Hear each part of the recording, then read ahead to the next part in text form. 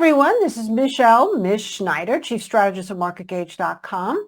And I'd like to thank Stock Charts TV for giving me this opportunity to be with you all today.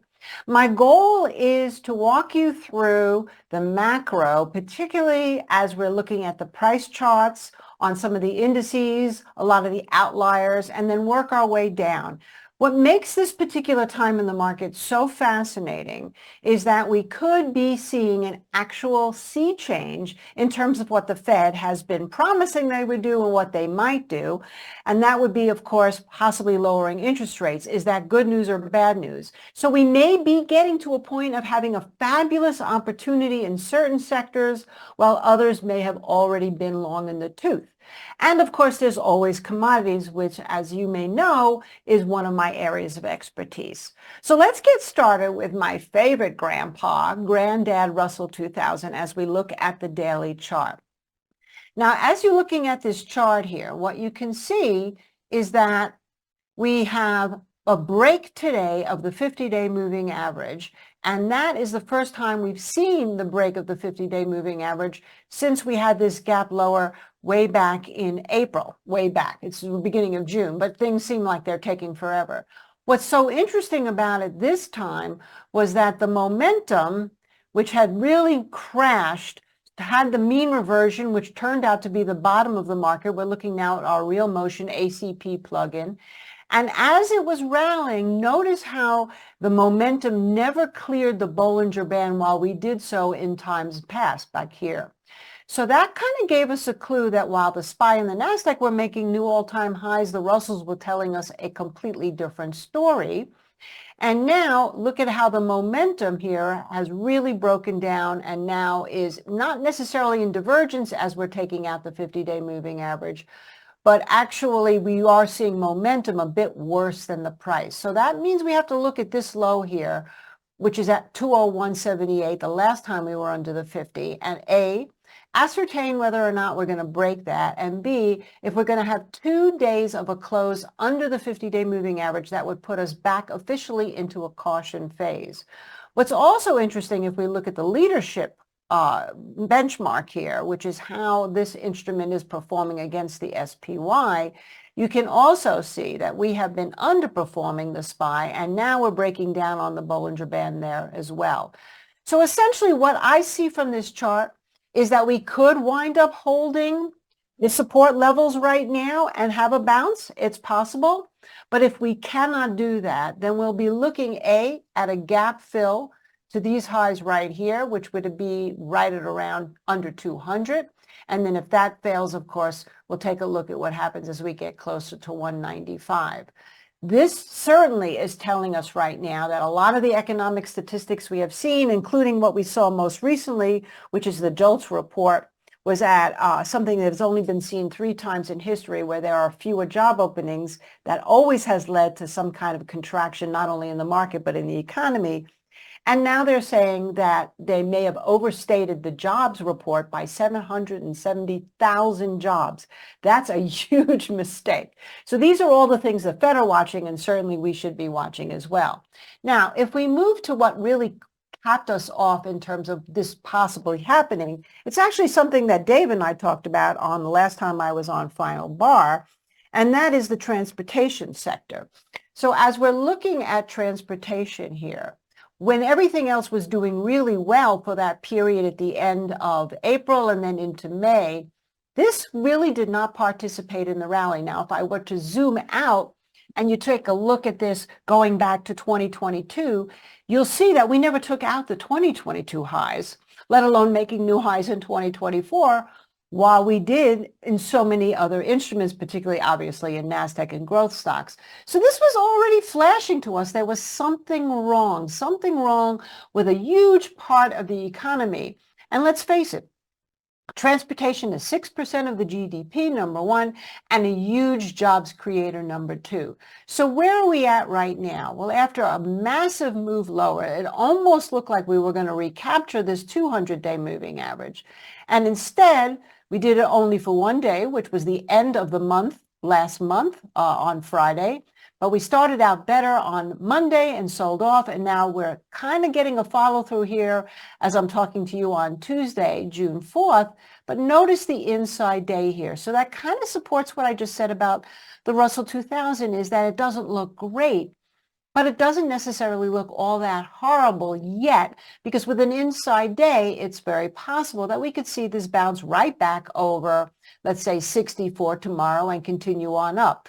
I would say different ball game completely if we can get through 65 and then obviously the 50-day moving average. But if not, we break down under these lows. I think that pretty much tells you that the summer rally many were anticipating may not be happening. Now, we also here, looking at the momentum indicators, we had a mean reversion to the upside right when we had this little bit of rally here. But it didn't last very long, and it never was able to clear the moving averages. And now we're actually below the zero line. We're certainly not at the momentum levels we were when we made this low a few weeks ago, or I should say a couple of weeks ago. But nonetheless, momentum is not going in the right direction. And you can see that this has been well underperforming the SPY. I mean, really, look how far back we have to go to March to see just how poorly transportation has been doing. So to me, as a member of the modern family, this has been a great sign of caution. That doesn't mean there aren't areas of the market that are doing well, but certainly we would need to see this pick up in order for us to feel comfortable. And the other one, which by the way was an incredibly reliable indicator last year for the crash that we saw in March, would be the regional banks. And I know people don't really think about this sector very much, because it's not sexy like growth in NVIDIA. But nonetheless, this is a huge part of the U.S. economy, particularly as we look at a lot of the commercial real estate. And there is some reports now that there are still many, many banks that could possibly default, something you don't see very much in the headlines, but this is really telling us that things aren't so great. So as we're looking at the regional banks here, you have to keep your eye. We've been kind of in a range for quite some time now, really basically between 45 and 51, 52. It never has stayed up there too long or broken down under 45. But nonetheless, if we break down under this 200, along with everything else I just mentioned to you about transportation and the Russells, take that as you should, with good warning that things aren't so great. And even, and we're going to talk about this in a moment, if the Fed does wind up having to lower the rates, is that such good news? Now, we still, in momentum, we can see a bearish divergence here as we're looking at this underneath the 200-day moving average and momentum, while it's above it on the price. So the momentum could be foreshadowing more weakness to come along with everything else, or it could be telling us right now that the momentum is actually worse than the price action. Where would I get better, friendlier, I should say, to this? Again, like I showed you with IYT, this would have to be a little bit higher up. It would really have to get back over 50. And you can see that this is well underperforming in terms of the leadership against the SPY. So now I think it's really important to talk about the TLTs, because this has been really a lagging, in fact, peaked in December of 2021 as the Fed got way more aggressive with the interest rates throughout 2022 to fight inflation. And now, even though we have PCE numbers that showed somewhat of a softening of inflation, as we know, there are many factors involved with inflation that kind of put it into a square peg round hole type situation. You have aspects of inflation that have really cooled off, particularly oil. And yet the precious metals are still relatively high, even though they've corrected. And also on top of that, we still have some other concerns, particularly if we're talking about AI and the usage of raw materials that AI has, putting a strain on certain metals like copper, aluminum, tin, silver. And that's a part of the reason why we could be looking at inflation bursting out differently than what we've seen it in the past. So what happens here? Why am I even mentioning that? Well, first of all, let's start with the real motion indicator. Look at how this not only broke out, we had a one mean reversion here just as it was hitting the 200-day moving average, and then it sold off. But we also never really saw the momentum decrease the way we saw the price once it broke the 50. And now not only are we back through that Bollinger Band, but we're back through the zero line, something we haven't been now since the beginning of April. But what makes this time a little bit different is that we're also through the 200-day. Now, we've been there before, and we need a couple of closes, no doubt. But this is the kind of situation where, and I'm going to show you this real quickly, if we take a look at the weekly chart here, I think the weekly chart is incredibly interesting because if you look at the weekly chart, notice this 50-week moving average. We have not had 2 weeks in a row of a close above the 50. Even here, it closed above and then right on it, above and then below it. And here we are now approaching. So keep this in mind as we get through this week, particularly with a jobs report at the end of the week after this JOLTS report today. And you can pretty much see that if this closes above, let's say, 93.25 on a weekly basis, not only is that a good signal, obviously we want to see a second week, but if we take a look at the whole chart pattern, you see that we've had a series of higher lows. Now, just going back quickly to the daily chart here, the other thing I want to point out that's extremely important in terms of our risk factors is that the long bonds are actually outperforming the SPY. And when that happens, that is the ultimate risk-off environment, number one. And number two, right now, forget stagflation, we could be going express lane to recession, and that's why it would be so dangerous to see these bonds go up much higher than they are right now. Now, the other very interesting relationship that I love to watch, and I'm going to talk about this just very briefly, are the junk bonds. And if you take a look at the junk bonds right now, they are not doing as badly. So here maybe would be your sort of hope trade that the support levels we showed you in IYT and IWM and even in KRE hold. And maybe this is some kind of a false breakout even in TLTs. And we start to see that summer rally. That's why I cannot be definite with you at this point. But open-mindedness is the name of this game. And to me, the most exciting thing, because if you're in your positions, you know what your stops are. And if you're looking to add and catch some kind of a summer rally, we'll know really soon whether or not that's going to happen. And this is actually not such a bad chart to be looking at because you've got that 50-day moving average. We're still in a bullish phase. The momentum, of course, is still somewhat in a bearish divergence because it's under the 50.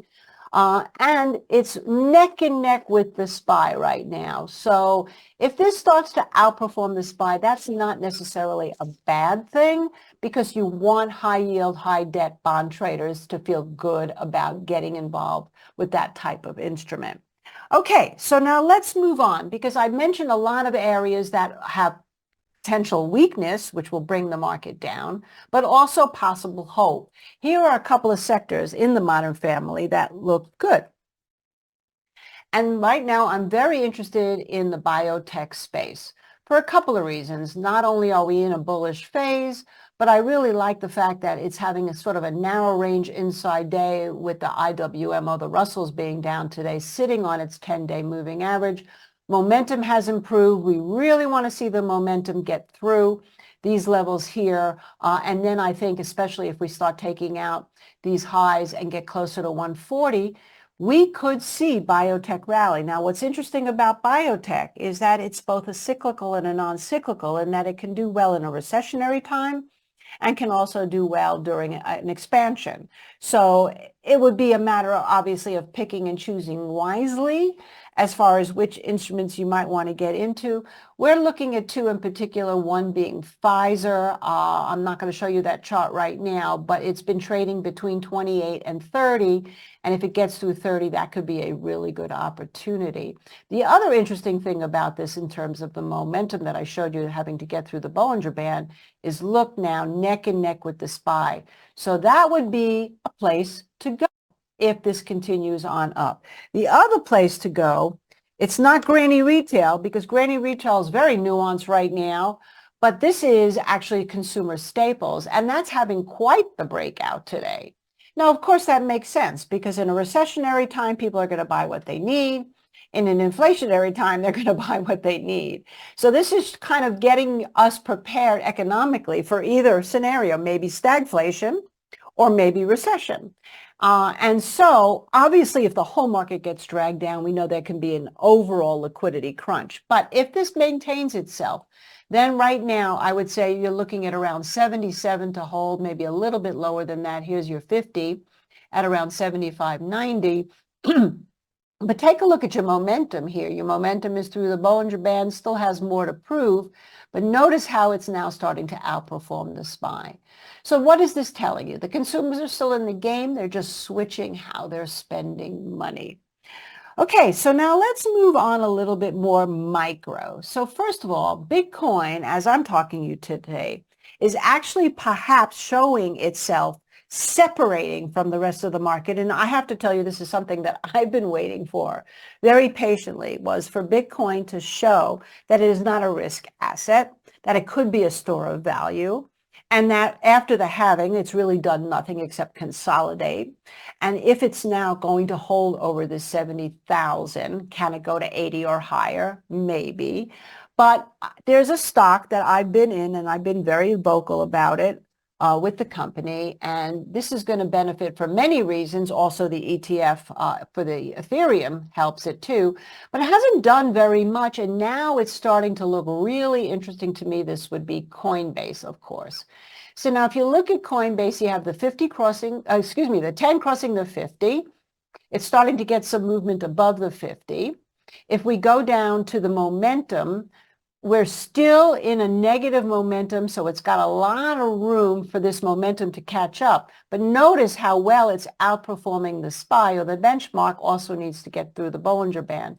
So it's possible that we'll see this start to outperform even greater, that we'll see the momentum go up even greater. But right now, just in terms of price resistance, we get through 250 right here. This would not be a stock that I would be afraid to buy on momentum. We certainly saw that momentum play back in February when this thing rocked and rolled its way all the way up to its high, which was at 283. I think from 250, we can see 280 easily. And if we just scroll back a little bit here in time, we can also see how well this is consolidated here at around 195, 196.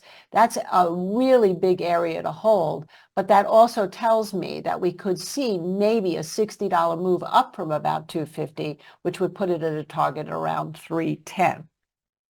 Now, I wanted to talk to you about silver a little bit because, yes, it's a commodity. It's a commodity I still very much like. It's in correction. And if you looked at the cash chart, which we're not going to look at right now, we would say that $28.70 in terms of the cash price for silver is probably a good support. But we're going to look at SLV because most of you are going to trade it through the ETF. So if we take a look, I'm going to scroll out here. What we can see right now is clearly, we had the mean reversion. We had a double top here at around that $30 in SLV. And now people are starting to get very negative here.